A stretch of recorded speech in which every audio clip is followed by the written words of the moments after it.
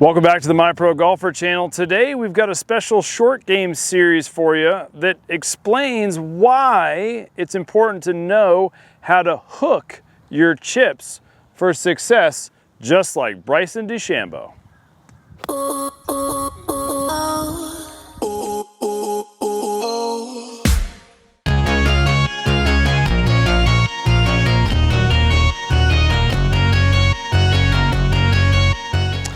Hey, just give me 15 seconds of your time. I want to highlight these True Linkswear golf pants.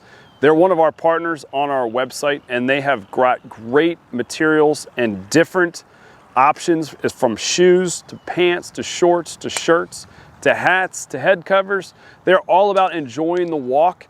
I want you to go to their link, and today we just launched the new 20% off right here on our website that you can use to get 20% off of anything that they have on their website. So go to that link, check them out. I've been in these pants this morning and I wore their shorts yesterday. Just phenomenal product, check it out. So what's the number one reason why you want to hook a golf shot in general? Well, the number one reason is because the ball will go further and it will roll this way. A cut shot will roll this way for a right-handed player. So it goes up a little higher, spins this way, lands softer. When the ball is hooked, the rotation of the ball goes this way. So it rolls end over end. And in theory, it goes further. So it rolls down and in, so when it lands, it can roll forward versus spinning back in a fade and landing and coming back. So when a tour player is trying to hit to a back left pin, they're gonna try to hit a draw in there for a right-handed player. And when they're trying to hit a short, close right pin, they're going to try to hit a fade that lands and comes back a little bit. You'll notice that on TV as you see the trajectories on TrackMan. They do that all the time. Well, why not encourage yourself to learn how to do that in the short game shot to make it easier to do it in the long game shot? And today we've got some tools to help you understand that. So Voke's a great wedge company. I do a lot of fitting with Voke wedges. However, I play TaylorMade MC wedges. I really do enjoy them, and they're a partner of my brand and my channel. And so we're gonna have a TaylorMade 60 degree and my Strixon pitching wedge as our tools today to understand it. Now, you'll see this rake here. This is a tool, and the reason why I like the rake is because it focuses us on our target line, which is the rake handle. And then we want to try to chip it into this and allowing the loft to get the ball to come into it. The path of the club will go towards the rake and the ball will come up and over it because we've got, you know, potentially 45, 46, 47 degrees of loft on the pitching wedge and 60 degrees on this. So I'm going to show it to you in the short version first.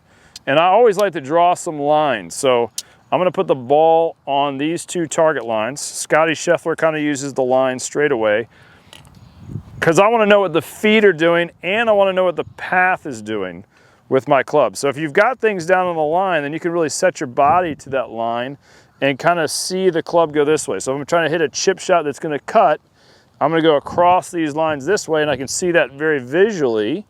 If I'm trying to hit a hook, I want to feel the club go this way. So as you follow along in the video, think about lines in your house. If you're watching it from home, do you have hardwood floors or tile? Get your feet on those tiles so you can feel the sensation of what you're about to learn. Hey, thanks for watching today's episode. Here at My Pro Golfer, you know we like to keep things simple. And today I've got a special gift for you to help you never miss a 5-foot putt again. Click the link below and download today. All right, so let's get this rake set up to really match up the lines. And so you want to really make sure that the lines work. And then it's not so much the goal of where it's going, but what is the ball doing that we're trying to focus on here. So I like to use the golf balls to chip and putt with that I use on the course. So you see these yellow balls, they're fine. They're great if you're not doing any practice at all. And you start using the yellow balls to practice with, then that's better than no balls, but I like to use the balls that I'm going to use on course. So as I grab the pitching wedge, I'm going to put these golf balls down. And so the focus here, you know, Justin Thomas does this great drill where he goes ball here, and that creates a cut shot. So if you don't have rods or something, you could use golf balls. And then for a draw mechanism, I'm gonna put the ball there and the ball there to give that path more obvious inside out. So I'm gonna set the face to the rake, having these balls in the way to kind of help you with the visual if you don't have rods. And then I like to play the ball just a little bit back in my stance, because in the arc of the swing, the club's gonna go back behind me, come back to the ball and square up, and then exit naturally left on its natural arc. So if I play the ball back in my stance, I'm gonna be coming slightly from the inside of the natural arc. If I've got the face closed slightly at that impact address, it should make the ball spin over top of itself and roll forward. So let's just take a look at it. I'm gonna go at that flag there. I've got the rake slightly right of it because I'm gonna encourage myself to hit a shot that shapes that way, draws from a right-hand player into that spot. So same setup as you would learn in the olive tree method, same body positions. Club's gonna be a little in, two out, and you'll see the toe close. This should be a chip shot that comes out hooky. And if you could see it, it'll roll quite a bit. And so we just had a perfect distance control, almost exactly the same spot as the pin, and then ball rolled out just a little further and didn't come as much left because of the actual surface, not the shape. So let's look at that one more time. Notice how there's very little divot. It's shallower, so we won't be as steep. If it's steep, it's gonna be this way. If you're deeper divots, you're coming this direction. All right, we wanna keep an eye on what you see, learn from the ball and from the divot. The ball and the divot will tell you everything that happened in the golf swing. Notice the toe is up.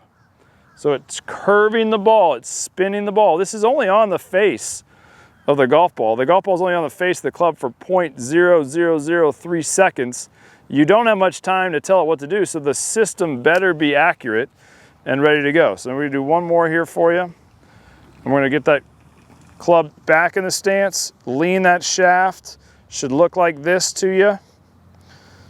Back in the stance, lean the shaft, and then it's just the elbow kind of brushes the body, and the club feels like it's going away from you. Now, it can't detach, so it's gonna move left eventually, so don't force it left on this system. Let it go, let the toe release, and you'll see a hook shot, chip shot, into the back left pin. That was really good. And you can see it curve towards the flag and almost go in. All right, so just so you can see the length of swing here, we got a little bit of a different angle, and you can see the setup and the rotation of the hands moving forward, and then this feel of in to out. You see the club get over here. You're still trying to hit it into the rake, but the trajectory will come out quite a bit different. So I'm gonna show you one last pitching wedge with that sensation, nice and relaxed to your board. You can see how my voice doesn't change, and that one really did turn into the flag, and you can see the toe is up. A fade's gonna look more like that, or a push and a draw is gonna look more like that. So the only change is you saw the trajectory come out of there. I'm gonna make the same swing, and all I'm gonna do is just use a 60-degree wedge, which will now allow for the height to change, and I'll be able to hit a high hooking shot over something, still landing kind of soft and rolling out less, just based on the loft. So same thing, I'm not changing anything, I'm just getting a little closer because I have to, because the club's a little shorter, and I'm making the same mechanism, and because of the loft, the ball's gonna come out higher and land softer and not curve as much, because it just doesn't have the time to get that spin over. And then the more loft that you have, the more spin you can create, which makes the ball actually stop a little bit quicker. So in, out, toes up, high lofted, rolls, lands, and it just makes the shot simpler to be able to pull off a ball that needs to get further than you're used to. And so that's the reason why you would want to hook your chip shots. And if you're good at something like Bryson DeChambeau is, he hooks them every time, because that's the easiest system for him to get the results that he's looking for when he misses a green, which is about 7 times around a golf. Hey, just want to remind you to not forget on getting your free gift below on how to never miss a 5-foot putt. So gang, I hope this was helpful. How and why and when to hook your putts. Practice this. Comment below if you love this drill and you can see success with it, use it. Try it. The whole point of this channel is to get you better at golf because life is too short to play bad golf. So like this video. If you like it, subscribe. We got videos every Thursday at 6 a.m. for you. Enjoy the rest of your round.